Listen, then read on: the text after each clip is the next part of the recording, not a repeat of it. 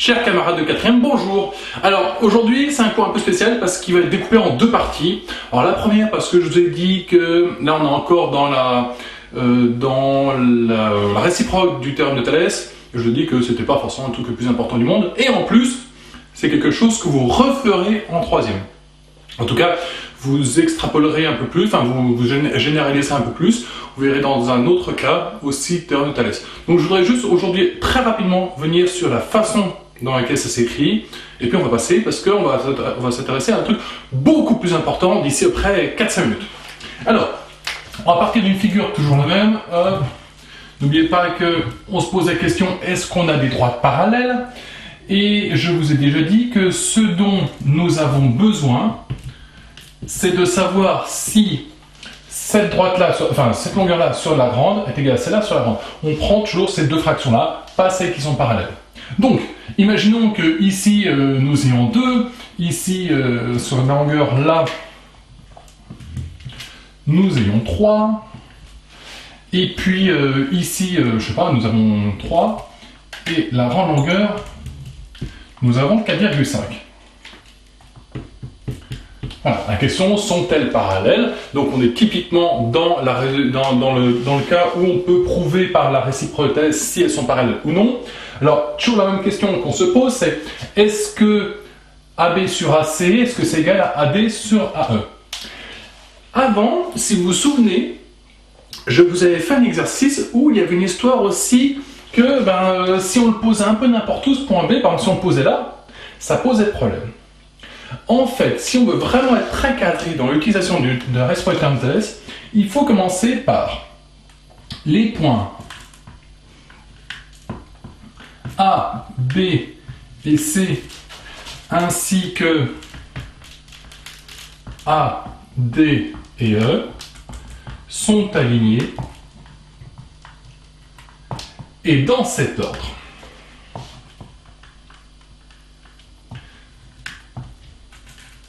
Ça évite le cas où on avait, dans l'exercice, le petit point B là, qui était là, du coup ça donnait n'importe quoi. Concrètement, si jamais je vous interroge là-dessus, que vous oubliez cette phrase-là, de mon point de vue, je m'en fous. Voilà. Par contre, il pourrait très bien, si on veut être vraiment mathématiquement très rigoureux, il est vrai que cette phrase-là est importante. Voilà. Sans ça, on n'a pas une vraie réciprocité de Thalès. Donc, ce serait bien que vous compreniez qu'il faut quand même, bon, des points liés, ça on n'a pas le choix, mais en plus, il faut une histoire d'ordre. Bon, et après, la question qu'on se pose, alors je vais rédiger comme ça, est-ce que AB sur AC, est-ce que c'est égal à AD sur AE? Alors habituellement j'écris autrement, mais je me suis dit qu'au final, cette façon d'écrire là est très parlante pour les élèves, alors je profite pour le garder, parce que je trouve ça plutôt une bonne idée. Alors ça, pareil, mathématiquement parlant, un point d'interrogation dessus d'égal, ça n'existe pas, c'est pas grave. En tout cas, je pense que vous le comprenez plutôt bien, on se pose la question, est-ce que cette fraction-là est égale à cette fraction-là? Maintenant, on remplace par les valeurs. Donc ça ferait 2 sur 3. Est-ce que c'est égal à 3 sur 4,5?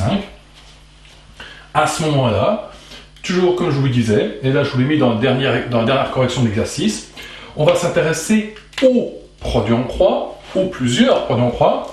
C'est est-ce que ça fois ça, c'est égal à ça fois ça? Dans le cas où les produits en croix sont égaux, alors les fractions sont égales, et donc du coup les droites sont parallèles. Mais rappelez-vous que deux fractions sont égales si leurs produits en croix sont égaux. Donc on va faire 2 fois 4,5 et 3 fois 3. Qu'est-ce qu'on en conclut?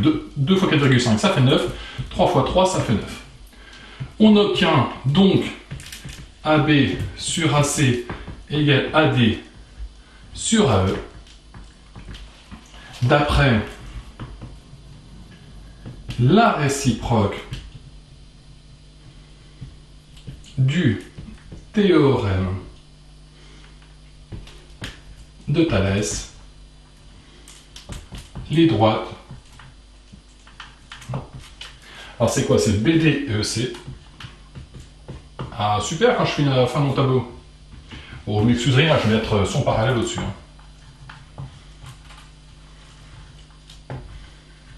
Voilà. Donc gardez bien en tête, ce qui m'intéresse c'est surtout à partir de là, on se pose la question, est-ce que les fractions sont égales? On remplace par les valeurs, on fait le prendre en croix, et surtout ce qui est important au final c'est ça. C'est ça qu'on veut savoir. Est-ce qu'il y a égalité ou non? Voilà. Et donc, du coup, j'ai égalité. D'après la réciproque du théorème de Thalès, les droites sont parallèles. Si, au lieu d'avoir, par exemple, 4,5, j'avais eu 5. Donc, c'est la même chose, sauf que j'ai 5 ici. La même chose, sauf que j'ai 5. Et du coup, 2 fois 5, ça fait 10 ou 9. Là, ce n'est pas une égalité, donc ça s'écrit comme ceci. Hein. C'est un égal barré, c'est indifférent donc. D'après, alors là, si on veut aller un peu plus loin, c'est d'après le théorème de Thalès. Alors je ne vais pas y revenir, ça vous le ferez sans doute en troisième. Et puis là, du coup, ils ne sont pas. Je ne vais pas y revenir. En troisième, on va s'intéresser pourquoi ces théorèmes, et alors que l'autre, c'est la réciproque. Gardez en tête qu'il y a une petite différence. Si vous ne la connaissez pas pour l'instant, c'est pas très grave. Ce qui est important, c'est vraiment la façon d'écrire. On regarde quelle fraction on veut. On fait les produits en croix, on vérifie qu'ils sont égaux ou non, et on en conclut le théorème. Voilà.